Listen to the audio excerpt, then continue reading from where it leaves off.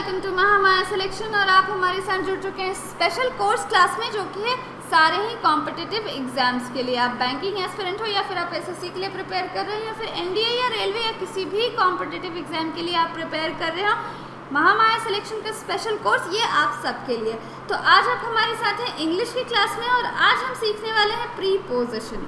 जी हाँ, आज प्रीपोजिशन हम सीखने वाले हैं। पार्ट ऑफ स्पीच के हमारे प्रीवियस वीडियोस में हमने noun, pronoun, adjective, adverb, verb cover कर लिया है। तो अगर आपने हमारा वो सारा वीडियो नहीं देखा तो हमारी प्लेलिस्ट पर जाइए और उन सारे वीडियोस को भी देखकर उन पे भी प्रैक्टिस कीजिए। आज हम करने वाले हैं प्रीपोजिशन। प्रीपोजिशन के बेसिक कॉन्सेप्ट, उनके टाइप्स, प्रीपोजिशन यूज़ करने के रूल्स क्या होते हैं, ये सब कुछ आज हम सीखने वाले हैं। प्रीपोजिशन जो होता है वो एरर डिटेक्शन और फिलर्स के पॉइंट ऑफ व्यू से बहुत इंपॉर्टेंट है किसी भी एग्जाम के लिए।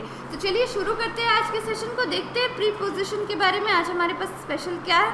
सबसे पहले कि प्रीपोजिशन होता क्या है। नाउन, प्रोनाउन, इन सब की डेफिनेशंस तो बहुत लोगों को बिल्कुल मुँह ज़बानी याद रहते हैं। प्रीपोजिशन क्या होता है? प्रीपोजिशन भी नाउन, प्रोनाउन, एडजेक्टिव की तरह पार्ट ऑफ स्पीच ही है। ये क्या है?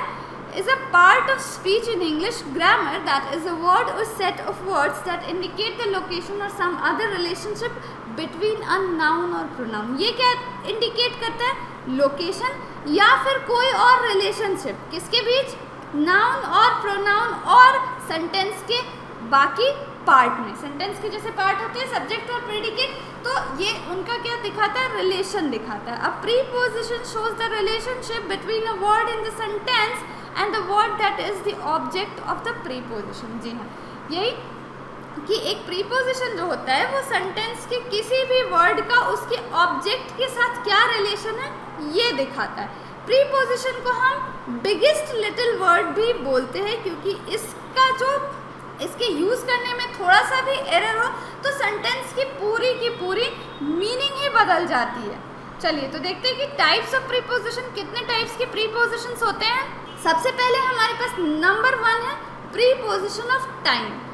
प्रीपोजिशन ऑफ टाइम यानी कि उन प्रीपोजिशंस को जिनको हम टाइम बताने के लिए ये टाइम से रिलेटेड कॉन्टेक्स्ट में यूज़ करते हैं, जैसे कि after, around, at, before, between, during, from, on, until, at, in, from, since, for, during, with in.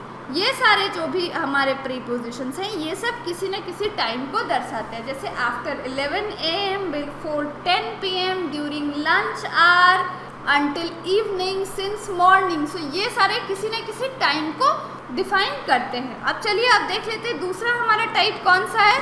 Second हमारा टाइप है प्रीपोजिशन ऑफ प्लेस, जैसे कि above, across, against, along, among, around, at, behind, below, beneath, beside, between, beyond, by, down, in, inside, into, near, off, opposite, out, pass through, to, toward, under, underneath। ये सारे जो भी prepositions हैं ये place के लिए आते हैं, यानी कि जगह के लिए आते हैं। चलिए आगे बढ़ते हैं, अगले टाइप को देखते हैं।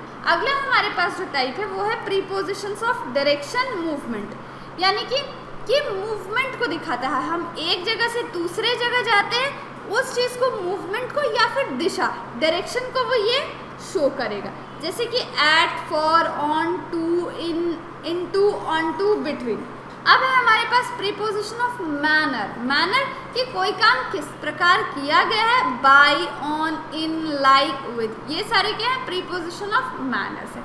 देन कुछ अलग टाइप के प्रीपोजिशंस आते हैं जो कि एक तरीके से ज़्यादा तरीके में यूज़ किए जाते हैं, जैसे by, with, of, for, by, like, as. चलिए अब हम जानेंगे जो प्रीपोजिशन का सेशन होना है आज, उसमें सबसे इम्पॉर्टेंट चीज़ क्या है? Rules of preposition. Rules of preposition यानी कि प्रीपोजिशन को सेंटेंस में यूज़ करने के रूल्स क्या हैं, हम किन प्रीपोजिशंस को कैसे, कहाँ यूज़ करेंगे सही तरीके से, ये आज हम सीखने वाले हैं। ये सारे रूल्स जो हैं ये एरर डिटेक्शन के पॉइंट ऑफ व्यू से बहुत ही बेहद इंपॉर्टेंट है, क्योंकि प्रीपोजिशन जो होते हैं वो छोटे वर्ड होते हैं, एज, टू, इन, और इनमें एरर्स जो होता है अक्सर हम पकड़ने में गलती कर बैठते हैं। हमें लगता है कि प्रीपोजिशन में तो कोई एरर होगा ही नहीं।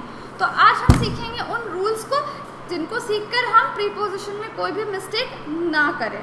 चलिए तो सबसे पहले बात करते हैं रूल 1 की। हमारा रूल 1 जो है वो ये है कि preposition can not be followed by a verb. एक प्रीपोजिशन जो होता है उसके तुरंत बाद वर्ब नहीं आ सकता। एक प्रीपोजिशन के बाद तुरंत वर्ब नहीं आ सकता। Verb placed immediately after preposition must be in gerund form. जी हाँ, ऐसा नहीं है कि हमारा वर्ब आ ही नहीं सकता, लेकिन प्रीपोजिशन के बाद जब भी कोई वर्ब आएगा वो जेरेंड फॉर्म में होगा। वो किस फॉर्म में होगा?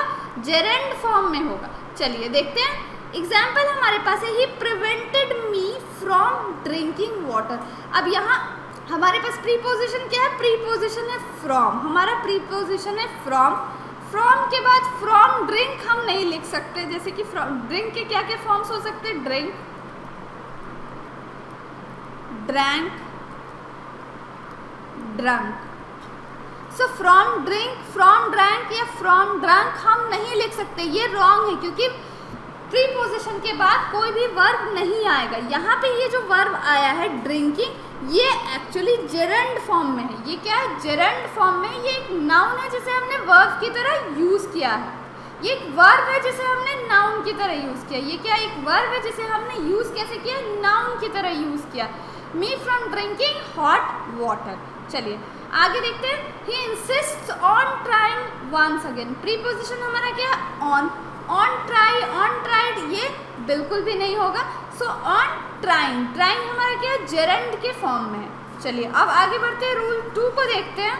हमारा रूल 2 ये कहता है कि when object of the preposition is an interrogative pronoun. When object of the preposition is an interrogative pronoun, जब प्रीपोजिशन का जो भी ऑब्जेक्ट होगा वो इंटेरोगेटिव प्रोनाउन होगा। इंटेरोगेटिव यानी कि क्वेश्चन वाले वर्ड्स जो होते हैं, विच, व्हाट, वर, वो इंटेरोगेटिव प्रोनाउन होगा, जैसे कि what, who, whom, which, where etcetera. The preposition usually takes end और फ्रंट पोजिशन। सो ऐसे केसेस में हमारा प्रीपोजिशन हम प्लेस कहाँ करेंगे? प्रीपोजिशन को सेंटेंस में रखेंगे कहाँ? या तो अंत में या तो शुरुआत में, बीच में वो नहीं आएगा। जैसे कि may I know who were you talking to. यहाँ पे हमारे पास क्या है? ये इंटेरोगेटिव प्रोनाउंस है कि क्या मैं ये जान सकता हूँ कि तुम किससे बात कर रहे थे। May I know who were you talking to. तो यहाँ जो हमारा प्रीपोजिशन है वो सेंटेंस के लास्ट में आया है। देन हमारे पास सेकेंड एग्जाम्पल है, what are you thinking of. तुम किस बारे में सोच रहे हो या तुम क्या सोच रहे हो। सो यहाँ पे भी ऑफ जो है ये हमारा क्या है? चूंकि ये वर्ड से शुरू हुआ है, इंटेरोगेटिव प्रोनाउन से शुरू हुआ है, तो हमारा जो प्रीपोजिशन होगा वो क्या होगा? लास्ट में आएगा।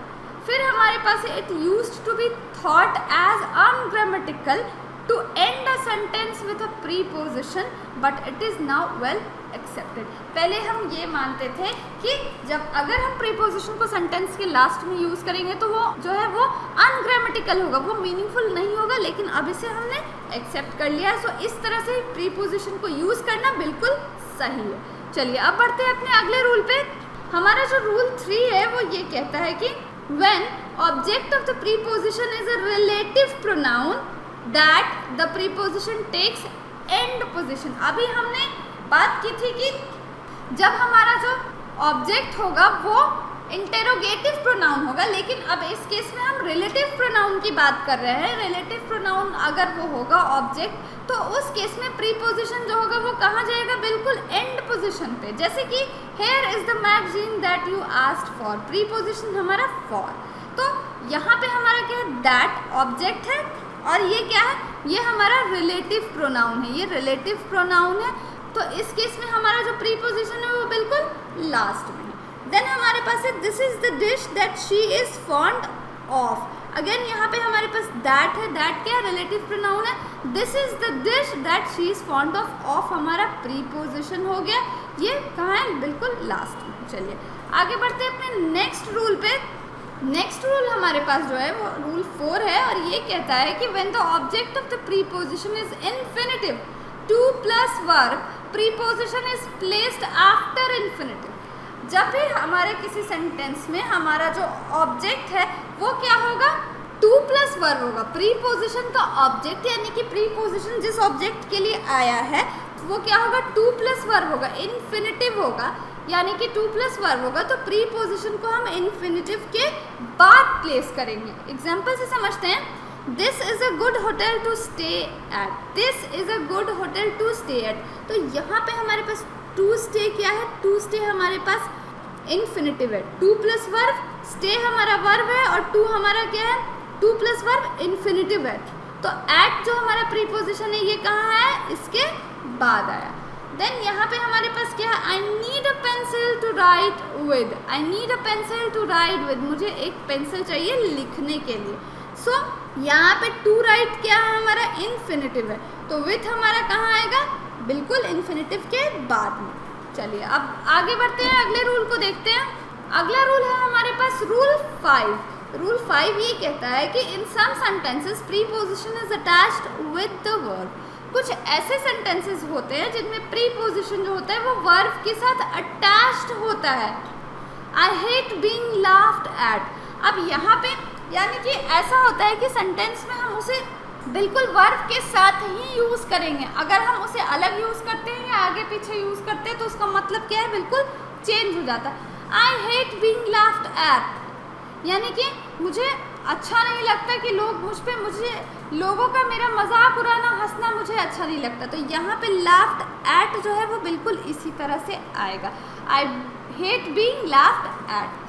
देन हमारे पास है दिस आई इंसिस्ट ऑन, यानी कि मैं इस पर जोर देता हूँ, इंसिस्ट ऑन करता हूँ। सो ये सारे जो प्रीपोजिशन है ये क्या आएंगे, ये वर्ब के साथ अटैच्ड ही आएंगे, तभी उसका मतलब बना रहेगा। अब बात करते हैं रूल 6 की। प्रीपोजिशन का रूल 6 हमें ये कहता है कि in interrogative sentences preposition comes in the beginning. Interrogative sentences में हमने जो एक रूल पढ़ा था उसमें ये बात की थी कि वो ऑब्जेक्ट, यानी कि जिस ऑब्जेक्ट के लिए हमारा प्रीपोजिशन आया है वो ऑब्जेक्ट अगर इंटेरोगेटिव हुआ तो प्रीपोजिशन या तो पहले आएगा या तो लास्ट में आएगा, मतलब वो सेंटेंस के शुरुआत में आएगा या सेंटेंस के एंड में आएगा। लेकिन जो सेंटेंस ही हमारा इंटेरोगेटिव है वैसे केस में प्रीपोजिशन जो है वो बिगिनिंग में आएगा। प्रीपोजिशन कहाँ आएगा, शुरू में आएगा। जैसे कि by which train did you come, कौन सी ट्रेन से तुम आए। सो बाय हमारा क्या है, बाय हमारा प्रीपोजिशन है और सेंटेंस इंटेरोगेटिव है, तो ये कहाँ आएगा, पहले आएगा। For whom was the instructions given, instructions किसके लिए दिए गए थे, तो whom हमारा क्या है, इंटेरोगेटिव सेंटेंस है और for हमारा प्रीपोजिशन जो कि बिल्कुल पहले आया। चलिए अब कुछ और इम्पॉर्टेंट प्रीपोजिशंस को देख लेते हैं और उनके यूजेस को समझते हैं। हमारे पास है एट, इन, ऑन। हमारे पास क्या है, एट, इन, ऑन। इसको हम कहाँ यूज़ करते हैं, टाइम के रेफरेंस में यूज़ करते हैं। लेकिन क्या एक ही सेंटेंस के लिए या एक ही बात के लिए हम एट, इन, ऑन यूज़ कर सकते हैं। At is used for a precise time. At को हम प्रीसाइज टाइम के लिए, यानी जब हम एग्जैक्ट टाइम बताते हैं, जैसे हम कहते हैं एट 5 PM, एट 12 AM, तो ये हम क्या कर रहे हैं, प्रिसाइज टाइम बता रहे हैं, एग्जैक्ट टाइम बता रहे हैं, तो उस केस में हम एट को यूज़ करेंगे। In is use for months, years, centuries and long periods. जैसे कि I am going to Shimla in December, तो ये हम क्या बोलेंगे, इन दिसंबर, इन 2021। तो ऐसे समय के लिए जो एक लॉन्ग टर्म हो, मंथ हो, ईयर हो, सेंचुरी हो या लॉन्ग पीरियड हो, इन सेंचुरी, तो ये हम क्या बोलते हैं, यहाँ क्या यूज़ करेंगे, हम इन को यूज़ करेंगे। Then on is use for days and dates. On को हम कहाँ, ऑन मंडे, ऑन ट्यूसडे, तो इनको हम कहाँ यूज़ करते हैं, इनको डेज और डेट्स के लिए। ऑन 22 अगस्त, तो इसको हम कहाँ यूज़ करेंगे, ऑन को हम डेज और डेट्स के लिए यूज़ करते हैं, एट को प्रिसाइज टाइम के लिए और इनको लंबे समय के लिए यूज़ करते हैं। चलिए आगे देख लेते हैं। और आगे हम बात करने वाले हैं इनको प्लेस के रेफरेंस में। At is used for a point. At को हम कहाँ यूज़ करते हैं, पॉइंट के लिए, यानी कि एग्जैक्ट चीज़ के लिए, एग्जैक्ट जब हमें बताना हो एट, उस केस में हम यूज़ करते हैं। इनको इनक्लोज्ड स्पेस के लिए, in room, in courtyard, in hall. और एट को हम कहाँ, एग्जैक्ट पोजीशन बताने के लिए यूज़ करते हैं। देन ऑन को हम किसी सरफेस के लिए, on the roof, on the roof, on wall. तो ऐसे केसेस में हम ऑन को यूज़ करते हैं और एट को बिल्कुल एग्जैक्ट जगह बताने के लिए हम यूज़ करते हैं। चलिए, एट शोज स्टेशनरी पोजिशन और existing state while in shows movement. At हमारा क्या शो करता है? स्टेशनरी यानी कि स्थिर पोजिशन को वो दर्शाता है, और इन हमारा मूवमेंट को दर्शाता है, इन हमारा मूवमेंट को दर्शाता है। जैसे शी इज एट होम, तो वो कहाँ है? वो घर पे है। तो घर पे है तो घर पे मतलब वो घर पे है, कहीं और नहीं है, उसकी पोजीशन घर में ही है। तो she is at home. The train is in motion, the train is in motion. Train क्या है? गति में है। तो ये इन क्या दिखा रहा है? मोशन दिखा रहा है। चलिए आगे बढ़ते हैं। आगे हमारे पास है at for a small place, town etcetera, while in for a big place, town, city, country. So at जो है हमारा वो छोटे शहर या छोटे जगह को दर्शाता है। इन जो है हम अक्सर बड़े शहरों के लिए यूज़ करते हैं। देन हमारे पास है एट को हम कहाँ यूज़ करते हैं? पॉइंट ऑफ टाइम, और इनको पीरियड ऑफ टाइम के लिए। ये मैंने पहले भी डिस्कस किया है। जैसे कि पॉइंट ऑफ एग्जैक्ट टाइम हमें बताना होगा तो हम एट यूज़ करेंगे।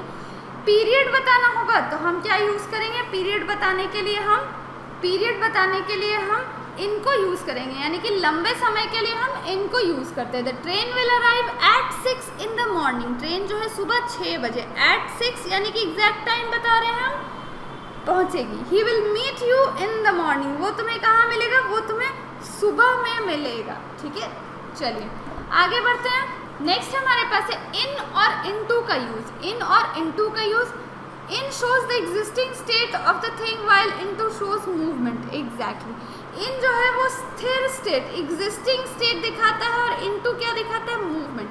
ही jumped into the river, he jumped into the, jump करना क्या है? मोशन है कि वो कूद गया। कहाँ कूदा? बिल्कुल वो नदी में कूदा है, तो हम इनटू से मोशन दिखा रहे हैं। There are 3 students in the class.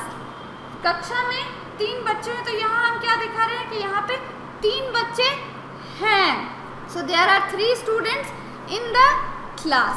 Class में 3 बच्चे हैं, यानी कि स्थिर है, एग्जिस्टिंग स्टेट है, तो वो हम दिखा रहे हैं। चलिए अब यूज़ करते हैं टू, इनटू और टू के यूजेस को देख लेते हैं। टू को हम कहाँ यूज़ करते हैं? डायरेक्शन में। Turn to the right, turn to the right. Destination के लिए भी I am going to Jaipur, यानी कि हम टू, इनटू और टू को डायरेक्शन में, डेस्टिनेशन में यूज़ करते हैं। Until, from Monday to Friday, until के साथ from Monday to Friday, 5 minutes to 10, इस केस में भी हम यूज़ करते हैं। कंपेयर्ड विद दे प्रिफर, अच्छा अब जब हम कंपेयर करेंगे तो भी हम इसे यूज़ करते हैं। जब हम दो चीज़ों को कंपेयर करते हैं प्रेफर यूज़ करते हुए, तो हॉकी टू सॉसर लगाते हैं। जैसे कि they prefer hockey to soccer, ऐसा हम नहीं कहते प्रिफर देन, ऐसा हम नहीं कहते कि they prefer hockey than soccer, then क्या हो जाएगा हमारा? रॉन्ग हो जाएगा। They prefer hockey to soccer. With indirect object please give it to me, with indirect object please give it to me. So with indirect object, देखिए please give it to me, हमें नहीं पता कि हम मांग क्या रहे हैं, हम क्या मांग रहे हैं ये हमें नहीं पता। Please give it to me, कृपया मुझे दे दे। तो as a part of infinitive जब हम यूज़ करते हैं I like to ski, he wants to sleep, तो ये हमारा टू प्लस वर्ब क्या है? टू प्लस वर्ब हमारा इन्फिनेटिव है, टू प्लस वर्ब हमारा इन्फिनेटिव है। ही वॉन्ट्स टू हेल्प, वो क्या करना चाहता है? टू हेल्प, हेल्प करना चाहता है। तो जब भी इन्फिनेटिव होगा तो वहाँ हमारा वहाँ टू आएगा। In order to, so in order to का मतलब होता है ताकि। We went to the store to buy soap, तो हम क्या खरीदने गए? कुछ खरीदने गए हैं ये बताने के लिए कि हम साबुन खरीदने गए। टू द इनसाइड ऑफ, किसी चीज़ के अंदर के बारे में बताने के लिए भी हम इनटू को यूज़ करते हैं। जैसे we stepped into the room, हम रूम में अंदर चले गए। Change of condition, change of condition हमें दिखाना, तो boy changed into a man, तो हम यहाँ क्या दिखा रहे हैं कि लड़का जो है वो एक आदमी में बदल गया, यानी चेंज हम दर्शा रहे हैं, तो भी हम टू को यूज़ करेंगे। चलिए आगे बढ़ते हैं और देखते हैं कुछ इन्फॉर्मेटिव बातें।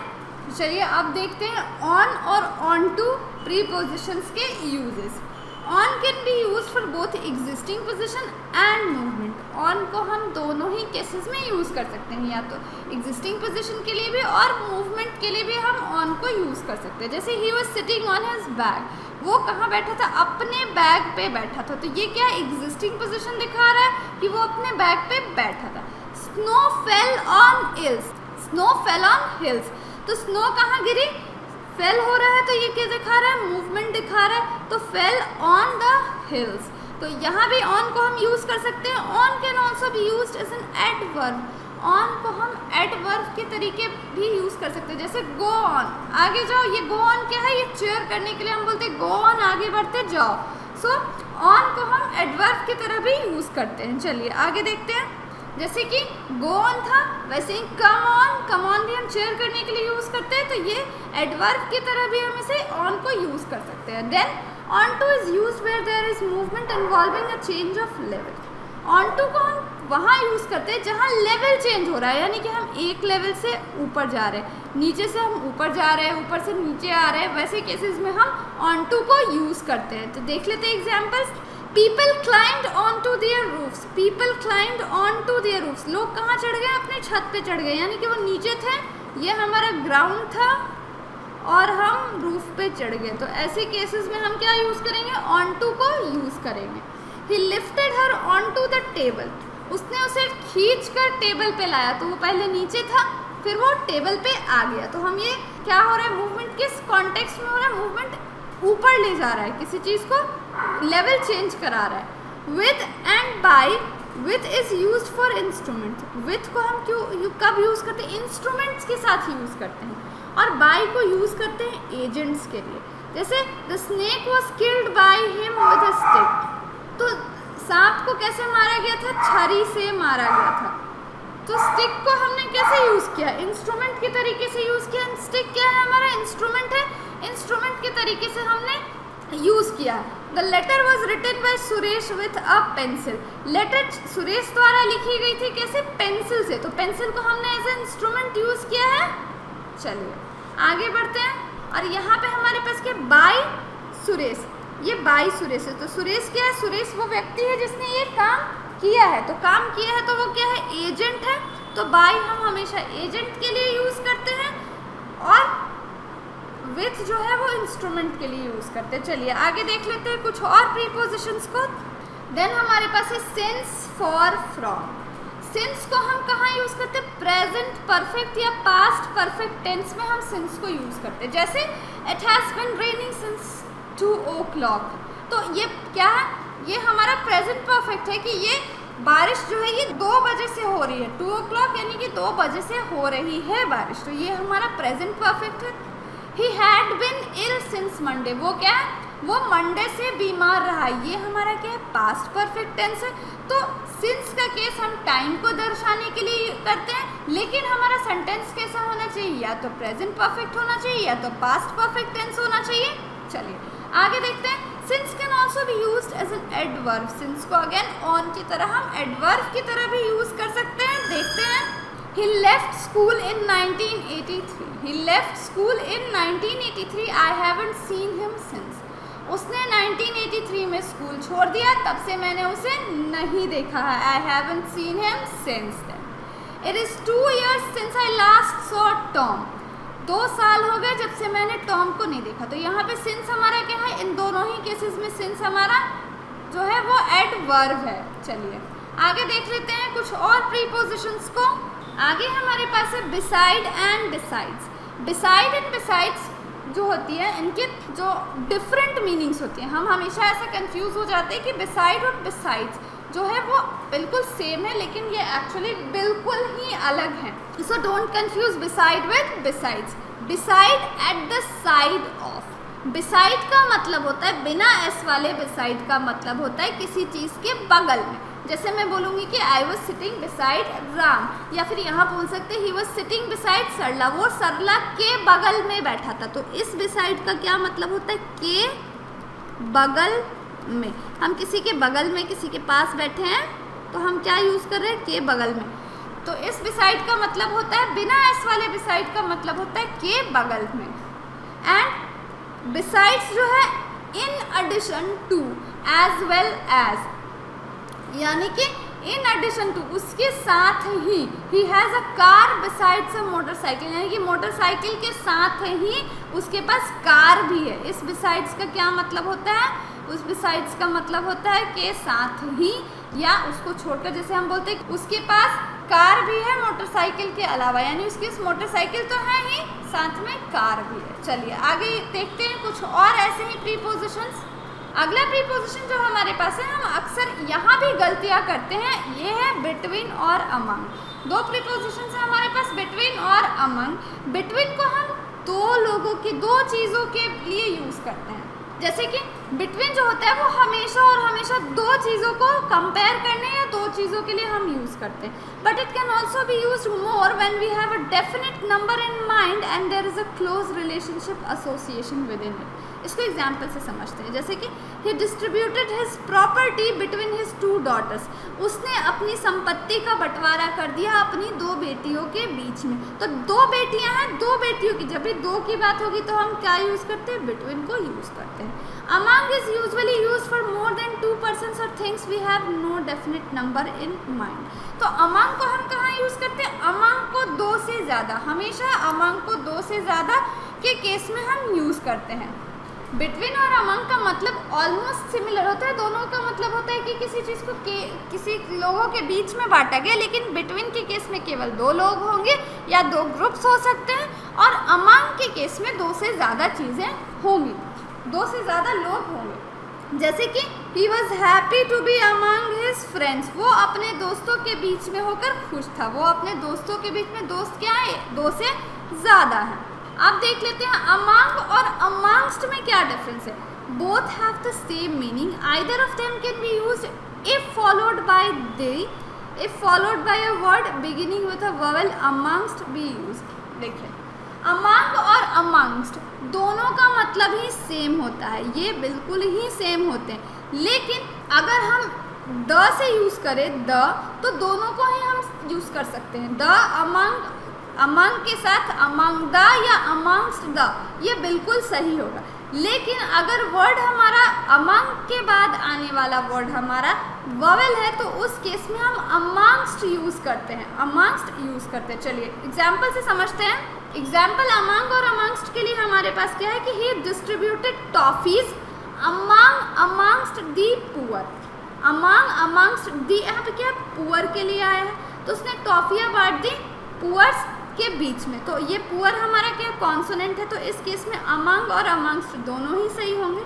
अब यहाँ हमारे पास क्या, he distributed the toffees amongst us, among के बाद क्या है? अस आया। यू हमारा क्या है? यू हमारा वोवेल है, तो इस केस में हम क्या यूज़ करेंगे? अमंगस्ट यूज़ करेंगे। सो ये था आज का हमारा प्रीपोजिशन के बेसिक कॉन्सेप्ट्स और रूल्स जो आज आपने इस वीडियो में सीखे। अगर आपको ये वीडियो अच्छी लगी तो इसे लाइक करें और अपने फ्रेंड्स के साथ शेयर करें, और हमारे अगले पार्ट को भी ज़रूर देखें, क्योंकि अगले पार्ट में हम प्रीपोजिशन से रिलेटेड प्रीवियस ईयर क्वेश्चंस लाएंगे जो पहले एग्जाम में पूछे जा चुके हैं। प्रीपोजिशन के वो सारे क्वेश्चंस हम डिस्कस करेंगे और देखेंगे कि क्वेश्चन सॉल्व करते वक्त हम किन बातों को ध्यान में रखें ताकि हमसे गलतियाँ ना हो। अगर आपको ये वीडियो अच्छी लगी हो तो इसे लाइक करें, अपने फ्रेंड्स के साथ शेयर करें। अगर आप हमारे साथ पहली बार जुड़ रहे हैं तो हमारे सिलेक्शन को सब्सक्राइब ज़रूर करें। Thank you for watching and see you in the next video.